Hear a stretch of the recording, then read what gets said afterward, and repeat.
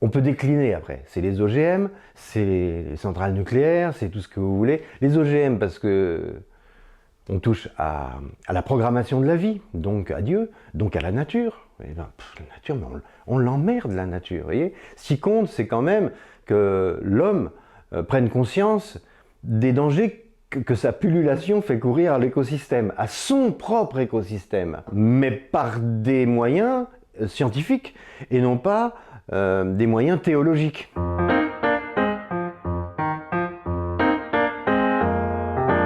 En général, le totalitarisme, quand il arrive, il a bonne conscience. Il s'appuie sur quelque chose qui fait une espèce de consensus, on appelle ça en termes savants et en jargon un paradigme, et un paradigme qui fait l'unanimité. En l'occurrence, le paradigme qui fait l'unanimité, c'est la nature. Dans notre histoire présente, elle est de nouveau idéologisée. On a besoin d'écologie, mais on n'a pas besoin de l'écologie naturaliste, on a besoin d'une écologie scientifique. Mais dans l'écologie naturaliste, la nature a quelque chose à nous dire. Elle est un exemple de vie à suivre, il en découle une morale. Or, personne n'a jamais compris que, enfin, si on observe la nature, elle n'a pas de sens, elle n'a rien à nous dire, et c'est certainement pas un référent pour penser les lois et la morale.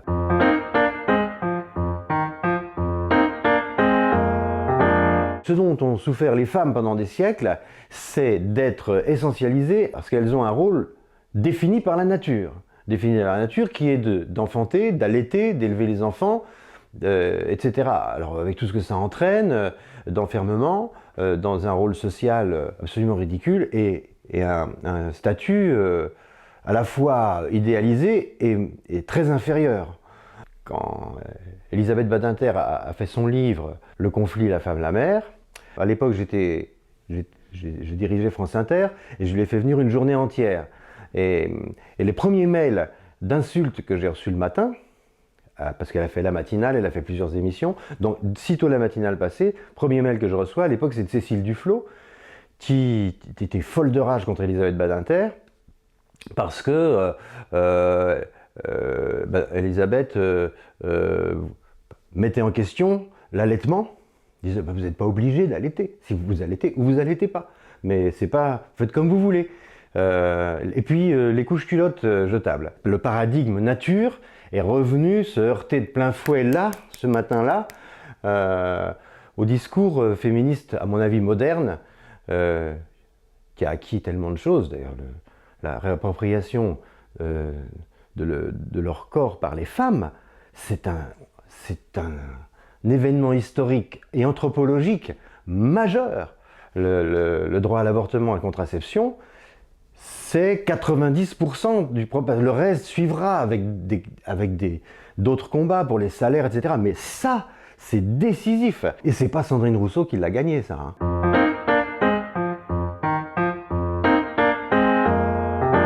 Je pense qu'après la Seconde Guerre mondiale, pendant 30-40 ans, la mémoire de la guerre a servi de culture démocratique. Mais cette mémoire, d'ailleurs, on voit la jeunesse jusqu'en 1980-85, la jeunesse était pro-européenne, qu'elle soit de gauche, d'extrême gauche, de droite, les jeunes étaient tous européens. Et à partir du moment où ils ont cessé d'avoir cette passion européenne, où ils sont réidéologisés, et qu'ils ont rejoint d'ailleurs des idéologies naturalistes ou crypto-naturalistes, ils se sont désintéressés de l'Europe, donc de la question de la paix, donc de la culture démocratique. C'est parce que la politique n'a pas fait son travail. Elle aurait dû prendre le relais de l'effacement de la mémoire de la guerre pour, dans les écoles, dès le primaire et dans le secondaire, qu'on ne puisse pas passer d'une classe à l'autre sans montrer qu'on a quelques connaissances du système démocratique, de ses institutions, de son esprit, de l'acquisition des libertés, etc. Or, le travail n'a pas été fait. C'est pas de la faute des générations qui montent, c'est qu'ils ont été négligés par le pouvoir politique qui a été inconséquent sur ce terrain-là. Et il y a quelque chose qui a changé et qui est très pénible et que les gens ont du mal à comprendre, c'est quand on voit les gens idioles parce que sur les mesures sanitaires, c'est le totalitarisme qui s'installe, enfin c'est ridicule, enfin c'est ni dans la culture de Draghi, ni de Macron, ni de Sanchez, ni de Scholz, enfin, aucun des dirigeants européens n'est dans cette culture-là, donc c'est ridicule de les accuser de ça. Enfin, ils ont bien d'autres défauts, on peut critiquer leur politique, mais ça non. Enfin, bon, c'est pas des dictateurs, enfin, c'est ridicule. Donc sous ces manifestations sont grotesques, mais en revanche, on ne s'est pas rendu compte que pendant des siècles, la censure de la liberté d'expression venait d'en haut, du pouvoir politico-religieux, politique et religieux, ou politico-religieux, les deux, ou théologico-politique pour parler comme Spinoza, et elle venait de là. Et aujourd'hui, le pouvoir politique, c'est celui qui nous protège pour qu'on puisse s'exprimer librement, parce que la censure s'exerce par en bas.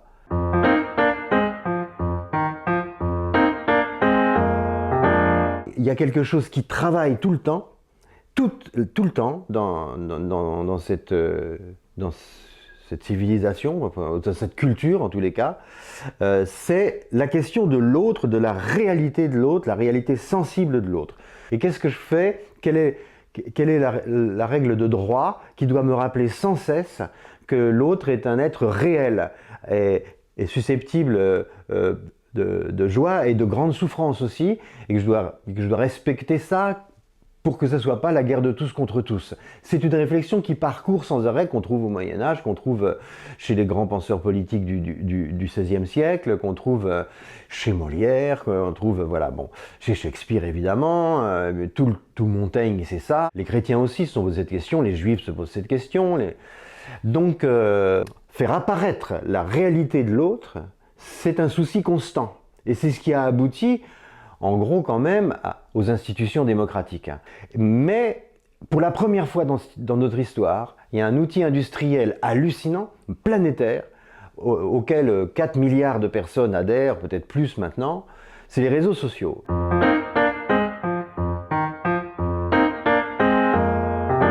On dit, j'ai tant d'amis, j'ai, je sais pas, 100 ou 400 ou 4000 ou 400 000 ou 4 millions d'amis. Bon, évidemment, ce ne sont pas des amis. Ça veut dire que ça n'a aucune réalité. Quand on pense à comment Montaigne définit l'amitié ou décrit l'amitié, on est à des années-lumière de ce qu'est l'amitié. De Montaigne, l'amitié sur Facebook, vous voyez ça. Strictement, c'est une déréalisation de l'autre. Par exemple, dans le procès de Mila, que défendait Richard Malka, il interrogeait les accusés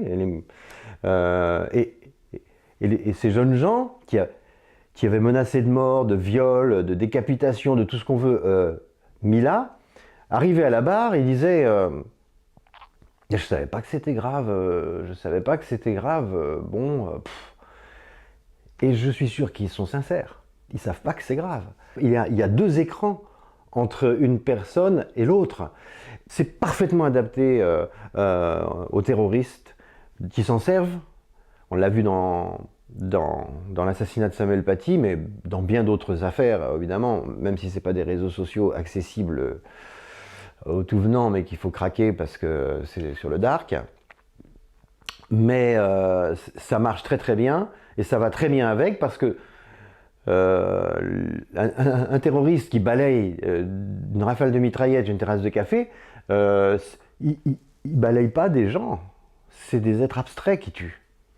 Et donc l'abstraction de l'autre, ça débouche sur une violence qu'on ne mesure pas. On l'a vu avec l'affaire Mila, on le voit avec les affaires de terrorisme, et on le verra de plus en plus. Même les gens, vous voyez, qui attaquent les permanences, ils n'ont aucune conscience de ce qu'ils font. Enfin, ici, ils ont l'impression de mener un combat, mais ils n'ont pas conscience de la réalité de ce qu'ils font. Et cette déréalisation de l'être humain est sans doute ce qui menace le plus la démocratie et à terme, vraisemblablement, la paix civile. Je pense que c'est une catastrophe anthropologique.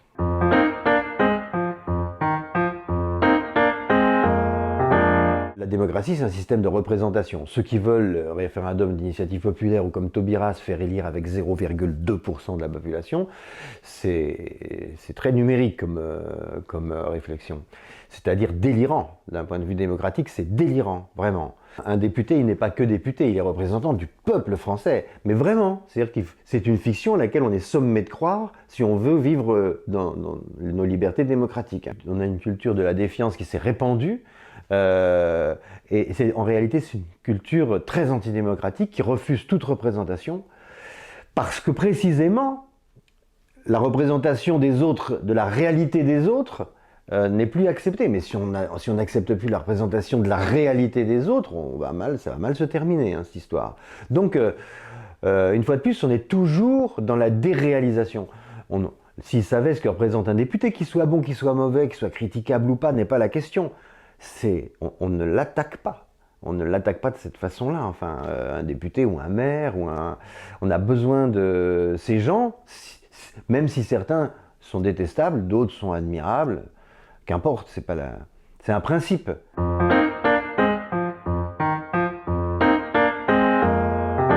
Les gens qui, comme moi, comme Valls ou comme disent ces choses simples et demandent un respect absolument ferme de la laïcité, se font traiter par l'extrême gauche et par le woke et par tous ces trucs de fascistes ou d'extrême droite.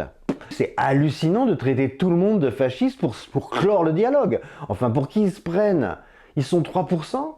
Et tout ce qui n'est pas eux, c'est facho. Non mais attends, mais une fois de plus, ils n'ont d'existence médiatique et de pouvoir, parce que quand on lit certains journaux importants, on voit à quel point ils sont influencés par cette idéologie représentée par des minorités. S'il n'y avait pas les réseaux sociaux, ils n'y arriveraient pas. C'est le moyen de terreur qu'ils opèrent sur certaines marques, sur des grandes entreprises de radio et de télévision et de presse, et des marques industrielles, donc, n'existerait pas s'il n'y avait pas les réseaux sociaux. On se souvient de l'affaire d'Evian ou d'autres, voilà.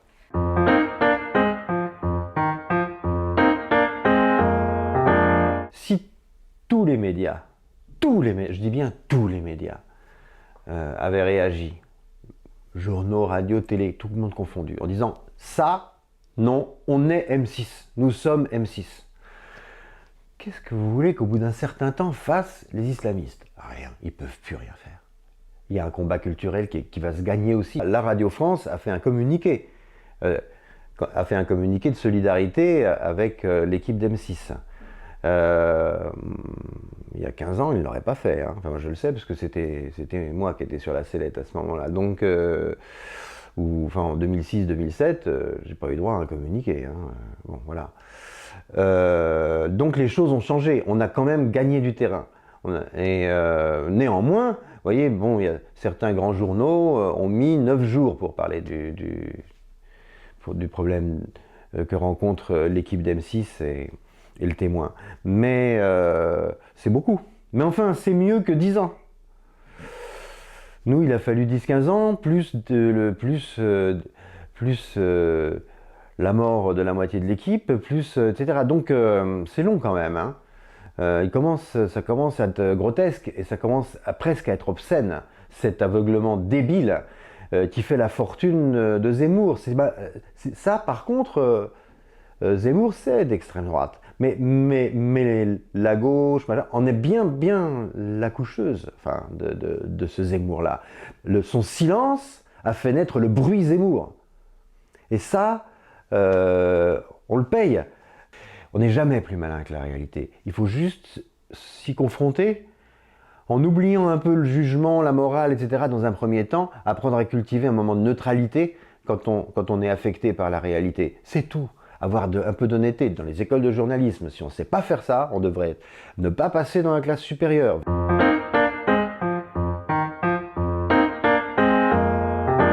La République traite plutôt bien leurs cas, les cas comme les nôtres.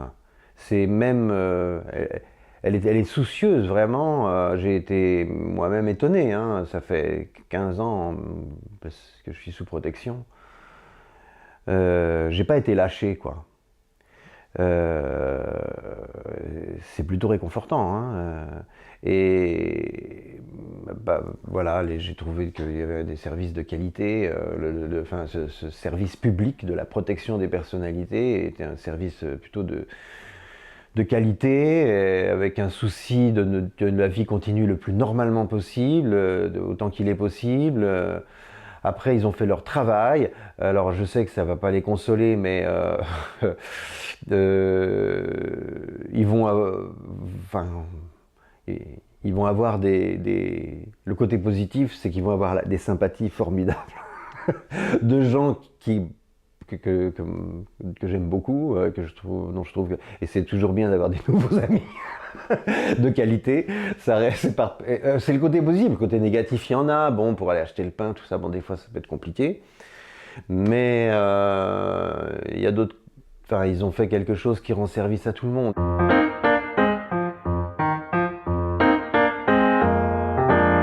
Parfois, les gens, ils vous disent ah, vraiment, vous êtes courageux, je vais vous serrer la main, je vous admire, quel courage.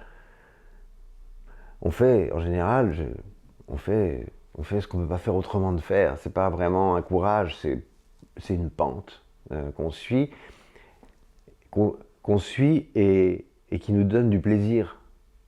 On a un certain plaisir à accomplir des choses. Donc, sinon on les ferait pas. La réalité, c'est qu'on les ferait pas. Bon, et j'avais écrit un texte là-dessus, et à l'époque, Lucie Aubrac et Raymond Aubrac avaient lu le texte, et beaucoup, enfin bref, et on s'était rencontrés, on a fait des entretiens, on a fait des trucs, et il disait ça, Aubrac, il disait, et Lucie aussi, elle disait, mais on était heureux, c'était notre jeunesse, c'était intense, c'est pas moins héroïque d'être heureux aussi. Moi, je déteste les causes qu'on sert comme un curé, enfin triste, les gens qui se marrent jamais. Par exemple, je vois des gens dans la campagne présidentielle comme Jadot ou je sais pas quoi, ils sont sinistres, quoi. Mais merde, la vie c'est pas ça, quoi. Si on défend une cause, ils sont en train de dire oui c'est la fin du monde. Non, ça sera pas la fin du monde. On va trouver des solutions et on va les trouver le plus joyeusement possible. La joie tragique, c'est notre lot. Mais dans la joie tragique, il y a joie. J'étais très proche de Marceline Loridan, Evans, et putain, elle a vécu le fond de l'enfer. Et elle avait cette dignité d'être une déconneuse, d'être joyeuse. Et ça, c'est le génie, quoi. Et ça, par contre, c'est le génie humain. Ça, s'il y avait un truc qui définit pour moi l'humanité, ça serait ça. Cette possibilité d'avoir conscience du tragique et d'être quand même, de garder cet émerveillement d'être en vie, quoi. Même dans les moments les plus terribles, les moments les plus bizarres de nos vies, il faut essayer de se rappeler ce truc-là, quoi. Voilà, moi, quand j'ai fait ce dictionnaire philosophique d'un monde sans Dieu, enfin, en le faisant, je me disais... si je pouvais partager avec mon lecteur ça, précisément, cette chose-là, cultiver en soi la curiosité, plus que tout, plus que le jugement, presque. Hein, la curiosité, la capacité d'étonnement, d'être étonné, ne pas être blasé du réel, il est toujours plus étonnant, et ne pas penser que derrière le réel, il y a un truc encore plus mystérieux que le réel. Il n'y a pas plus mystérieux que la réalité. Rosset, il disait un truc formidable, un philosophe qui revient plusieurs fois dans mon livre. Il disait le mystère, c'est qu'il n'y a pas de mystère. Et c'est le plus grand mystère, il n'y a pas de mystère.